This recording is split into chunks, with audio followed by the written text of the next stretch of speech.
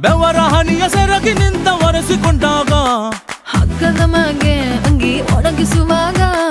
ನಿನ್ನ ಮೈಯ ವಾಸನೆಯು ನೆನಪಾದಾಗ ಎರಡು ಕೈಯ ನೆತ್ತಿ ನೀನು ಚಡಿಸುತ್ತುವಾಗ ದಿಮ್ಮನಪ್ಪಿಕೊಂಡು ನಿದ್ದೆ ಮಾಡುವಾಗ ಸುಸ್ತಾಗೋಗಿ ನೀನು ಆಕಲಿಸುವಾಗ